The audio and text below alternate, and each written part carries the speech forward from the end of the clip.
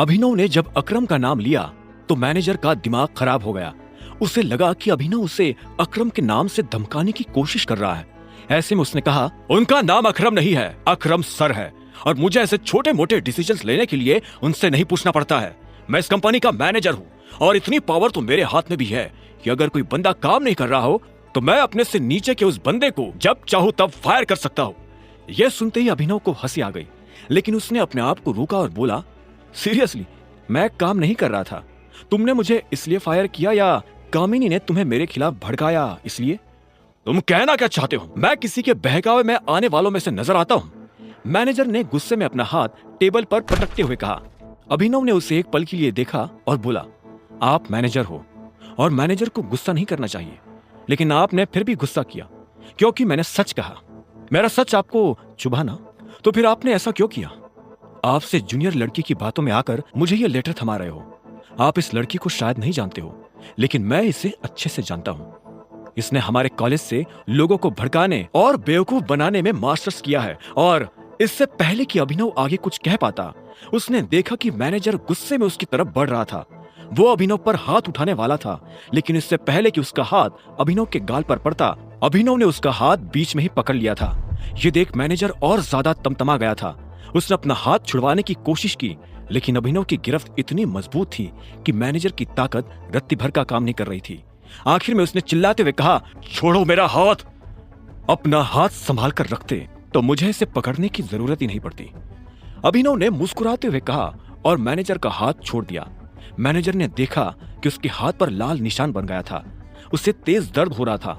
उसी दर्द में उसने गुस्से से अभिनव को देखा और चिल्लाते हुए कहा, you are fired, understand, get lost. Abhinav ने पहले मैनेजर को देखा और उसके बाद उसकी नजर उस लेटर पर पड़ी जो मैनेजर ने उसे दिया था। अभिनव ने तरीके से उस लेटर को फोल्ड किया, फिर से उसी लिफाफे में डाला और मैनेजर के मुंह पर मारते हुए बोला, मैं जा रहा हूं, तुम्हारी कंपनी तुम्हें को मुबारक, जड़ बुद्धि कही के। और इतना कहकर अभिनव जोर से मैनेजर के कैबिन का दरवाजा बंद करके वहां से निकल गया। वो ऑफिस से बाहर आ गया था। जब वो बाहर आया तब उसे याद आया कि उसने अनन्या से कहा था कि वो शाम को उसे ऑफिस लेने के लिए आ जाए। अभी शाम होने में काफी टाइम था। अगर वो इस वक्त घर जाता तो सभी लोगों को उस पर शक हो जाता। ऐसे में अभिनव ने एक कैब बुक की और गुड़गांव की सड़कों पर इधर से उधर घूमने लगा। साहब, ये तो बताओ कि जाना कहाँ है? जब ड्राइवर ने अभिनव से यह सवाल पूछा तो जवाब में अभिनव ने कहा, जहां जाना था वहीं से तो आ रहा हूं। मैं समझा नहीं। पता है, गाड़ी चलाते रहो, अभिनव ने कहा और खिड़की से बाहर देखने लगा। उसकी नजर गुड़गांव की उन बड़ी बड़ी इमारतों पर पड़ी जो रास्ते में गुजरती जा रही थी। अभिनव सोच रहा था कि उसके पिता ने उस गुड़गांव पर तब राज किया था जब ये सारी बिल्डिंग्स नहीं थी। अब अभिनव उस जगह पर पहुंचने के लिए बेताब था जो उसके पिता उसके लिए छोड़ कर गए थे। वो वहां अपने लिए नहीं, अपने लोगों के लिए पहुंचना चाहता था। ड्राइवर कुछ देर तक इधर से उधर गाड़ी चला ही रहा था कि अचानक उसने बीच में गाड़ी रोक दी। उसने देखा कि सड़क के बीचों बीच एक बैरिकेड लगा हुआ था। उस बैरिकेड के आसपास कुछ लोग खड़े थे जो हर गाड़ी को मुड़ने का इशारा कर रहे थे। ड्राइवर ने यह नजारा देख एक गहरी सांस ली और बोला, सर, अब तो बता दीजिए कहाँ जाना है। अगर उस पार जाना हो तो मैं राइट लूं और नहीं तो यू टर्न। अभिनव ने उसकी बात का कोई जवाब नहीं दिया। उसकी नजर तो दूर खड़ी उस महंगी सी गाड़ी पर टिकी हुई थी जिसका दरवाजा एक आदमी ने पकड़ा हुआ था। उसमें से एक लंबा चौड़ा सा आदमी आंखों पर चश्मा लगाकर बाहर आया।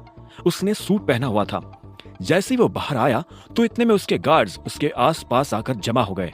एक आदमी ने छाता खोला और उस आदमी के सिर के ऊपर लगा दिया। उस आदमी के हाथ में मोटा सिगार था।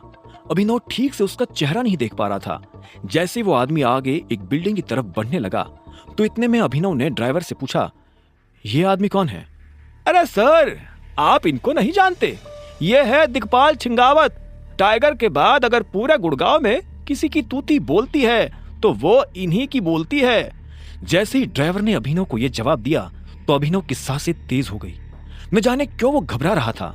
ये घबराहट उसे डरा नहीं रही थी बल्कि उसे खुश कर रही थी। वो दिल से ये चाहता था कि उसे बस एक बार दिग्पाल से मिलने का मौका मिल जाए। आज उसे वो मौका मिल गया था। वो ये देखना चाहता था कि आखिर दिग्पाल दिखता कैसा है। ट्रिपोर, मैं यही उतर रहा हूं, अभिनव ने कहा और गाड़ी की पिछली सीट पर पैसे रखकर कैब से बाहर निकल गया। वो सीधा उस बिल्डिंग की तरफ बढ़ते जा रहा था जहां दिग्पाल गया था। इस बीच अभिनव के दिमाग में कई सारी बातें चल रही थी। उसने जब दिक्पाल को इतने बड़े जत्थे के साथ देखा तो उसे ख्याल आया कि अगर दिक्पाल जैसा आदमी इतने बड़े जत्थे के साथ चल सकता है तो फिर उस दिन उसके पिता इतने बड़े जत्थे के साथ क्यों नहीं चल रहे थे। अगर उनके पास भी इतना बड़ा जत्था होता तो शायद आज वो अभिनव के साथ होते। ओए! अभिनव उस बिल्डिंग के अंदर दाखिल होने ही वाला था कि तभी उसे पीछे से एक आदमी की आवाज आई। वो आदमी अभिनव को रोकने का इशारा कर रहा था, लेकिन इससे पहले कि वो अभिनव को रोक पाता, अभिनव बिल्डिंग के अंदर दाखिल हुआ और उस भीड़ में गायब हो गया। वो आदमी अभिनव के पीछे भी आया, लेकिन अभिनव को ढूंढ नहीं पाया। जब वो आदमी निकल गया तो अभिनव भी बिल्डिंग की लॉबी की तरफ बढ़ने लगा था। वो दूर से देख पा रहा था कि दिक्पाल भी लॉबी में खड़े होकर एक आदमी से बात कर रहा है। अभिनव धीरे धीरे उसके करीब जाता जा रहा था। वो उसके बहुत पास पहुंच चुका था, फिर भी वो दिक्पाल का चेहरा नहीं देख पा रहा था। दिक्पाल अभिनव को धर ना ले, इसलिए अभिनव ने अपनी नजर बिल्डिंग की तरफ घुमा दी थी। वो बिल्डिंग गुड़गांव की सबसे बड़ी बिल्डिंग्स में से एक थी। अभिनव उसे देखकर ताज्जुब कर रहा था कि आखिर ये बिल्डिंग थी किसकी। इस बीच उसे लॉबी में किसी के चलने की आवाज आई। अभिनव ने देखा कि एक लड़की दिक्पाल के सामने आकर खड़ी हुई और झुककर उसे सलाम किया। इसके बाद उस लड़की ने दिक्पाल से कहा, चलिए दिक्पाल सर। दिक्पाल आगे चल रहा था और वो लड़की उसके पीछे चली जा रही थी। दोनों आपस में कुछ बात कर रहे थे। वो अपनी बाईं तरफ बने दरवाजे की तरफ बढ़ते जा रहे थे। अभिनव ने भी उसके पीछे जाने की ठान ली थी, लेकिन इससे पहले कि वो दिक्पाल का पीछा कर पाता, इतने में एक हाथ ने अभिनव के कंधे को जकड़ लिया।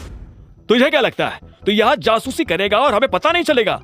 उस आदमी ने अभिनव से कहा, जिसने उसके कंधे पर हाथ रखा था। अभिनव उसे देख अंदर से घबरा गया, लेकिन उसने अपनी घबराहट को अपने चेहरे पर नहीं आने दिया। इससे पहले कि अभिनव अपनी सफाई में उसे कुछ कह पाता, उस आदमी ने अपने बाकी लोगों के साथ अभिनव को खींचकर बाहर ले जाना शुरू कर दिया था। वो उसे ले जा ही रहे थे कि तभी एक आदमी दूसरी दिशा से भागता हुआ आया। उसके कपड़े देखकर लग रहा था कि वो भी इन्हीं लोगों का साथी था। उस आदमी ने कहा, क्या कर रहे हो? छोड़ो उसे और मेरे साथ आओ। जैसे उस आदमी ने कहा तो अभिनव के कंधे पर से उस आदमी का हाथ हटा और वो लोग अभिनव को घूरते हुए वहां से निकल गए। एक सेकंड के लिए तो अभिनव को लगा कि आज वो जिंदा वापस घर नहीं जा पाएगा। जैसे वो अकेला हुआ कि इतने में उसका फोन बज उठा। उसने देखा कि अकरम का फोन था। अभिनव ने फोन उठाया तो उधर से अकरम ने कहा, अभिनव तुम कहाँ हो? अकरम की आवाज में अर्जेंसी साफ सुनाई दे रही थी। अभिनव ने अपने आप को संभालते हुए बोला, मैं अभी मरने ही वाला था। मैं इस वक्त क्लैरॉन नाम के एक होटल में खड़ा हूँ। अभिनव ने शीशे से बाहर लगे बोर्ड की तरफ देखते हुए कहा। जैसे ही अकरम ने अभिनव के मुंह से ये नाम सुना तो उसके होश उड़ गए। उसने कहा, तुम दिक्पाल की प्रॉपर्टी में क्या कर रहे हो? ये दिक्पाल की प्रॉपर्टी है? अभिनव ने पूछा। अकरम ने गहरी सांस ली और कहा, देखो अभी ये सब छोड़ो और मेरी बात ध्यान से सुनो। चुपचाप जल्द से जल्द ऑफिस आओ। मैं अभी थोड़ी देर पहले ही यहाँ आया हूँ और मुझे पता चला है कि यहाँ क्या हुआ है। ऐसे काम नहीं चलेगा अभिनव। अगर तुम यहाँ ऑफिस असिस्टेंट की पोस्ट पर ही काम करते रहे तो जो हम चाहते हैं वो नहीं हो पाएगा। मुझे तुम्हारी पोस्ट बढ़ानी ही पड़ेगी, वरना ये तमाशा ऐसा ही चलता रहेगा। कोई भी ऐरा गैरा आदमी तुम्हें दो बातें सुनाए, ये मैं टॉलरेट नहीं कर पाऊंगा। इसलिए अब तुम्हारे पास दो चॉइसेस है। या तो तुम AK प्राइवेट लिमिटेड में मैनेजर की पोस्ट पर बैठो या फिर अपनी कंपनी में कर्मचारी बन जाओ। मैं वही आ रहा हूँ, मिलकर बात करते हैं, अभिनव ने कहा और फोन काट दिया। वो फिर से उस दरवाजे को देख रहा था जिसमें दिक्पाल दाखिल हुआ था। अभिनव का मन तो कर रहा था कि वो सीधा उस दरवाजे में घुसकर दिक्पाल को देख ले, लेकिन उसने अपने आप को रोका और वहां से निकल गया। कुछ देर के बाद वो AK प्राइवेट लिमिटेड के ऑफिस पहुंच चुका था। उसे कंपनी से निकाले जाने की खबर पूरे ऑफिस में आग की तरफ फैल चुकी थी। ऐसे में जब सभी ने अभिनव को वापस ऑफिस में देखा तो उनकी आंखें फटी की फटी रह गई। अब अगर इस हालत में अकरम अभिनव को फिर से अपनी कंपनी में काम पर रख लेता तो सारे कर्मचारियों को यह बात समझने में देर नहीं लगती कि अभिनव और अकरम के बीच कैसा रिश्ता है। अकरम अभिनव के साथ आगे क्या करने वाला था, अब सभी लोगों की नजरें बस इसी बात पर टिकी हुई थी। अभिनव ने किसी से नजर नहीं मिलाई और सीधा अकरम के कैबिन की तरफ बढ़ने लगा। तुम्हें पता है, अगर मैं तुम्हारी कंपनी में काम करता रहा तो मेरे लिए चीजें कितनी आसान होगी? अभिनव ने अकरम से पूछा। वो अकरम के कैबिन में लगे सोफा पर बैठा हुआ था। अकरम ने कहा, मैं जानता हूं, मैंने खुद इस बारे में बहुत सोचा, लेकिन मैं ये भी नहीं देख पाऊंगा कि कोई साधारण सा मैनेजर तुम्हारी इंसल्ट करे। मैं सभी को ये जता देना चाहता हूं कि तुम कोई आम एम्प्लॉय नहीं हो। अकरम की आवाज में उसका दर्द साफ झलक रहा था। अभिनव ने कहा, लेकिन तुम मुझे अचानक से मेरी ही कंपनी में काम करने के लिए क्यों भेजना चाहते हो? तुमने तो मुझे कभी बताया भी नहीं कि मेरी अपनी भी कोई कंपनी है, तो फिर अब क्यों? ये सवाल सुनकर अकरम एक पल के लिए शांत हो गया। उसने एक गहरी सांस ली और कहा, मुझे अभी कुछ खबर मिली है। दिक्पाल तुम्हारी कंपनी की मेन सेक्रेटरी से मिला था। यह सुनते ही अभिनव के होश उड़ गए। उसने अकरम को घूरते हुए देखा और बोला, तुम्हारे जासूस क्लैरॉन होटल के आसपास भी है? हाँ, मैं बस यही पता करने की कोशिश कर रहा हूँ कि हमारे ग्रुप में असली भेड़िया कौन है, और मुझे लगता है कि दिक्पाल भी यही कर रहा होगा। मैं दावे के साथ तो नहीं कह सकता, लेकिन मुझे लगता है कि तुम्हारी कंपनी की मेन सेक्रेटरी की दिक्पाल के साथ मिली भगत है। यह सुनते ही अभिनव हैरान हो गया। अब आगे क्या होने वाला था? क्या अकरम का अंदाजा सही निकलेगा? क्या सच में अभिनव के अपने उसे धोखा दे रहे थे? क्या करने वाला था अभिनव इस हालत में? जानने के लिए सुनते रहिए द रिटर्न ऑफ टाइगर, सिर्फ पॉकेट एफएम पर।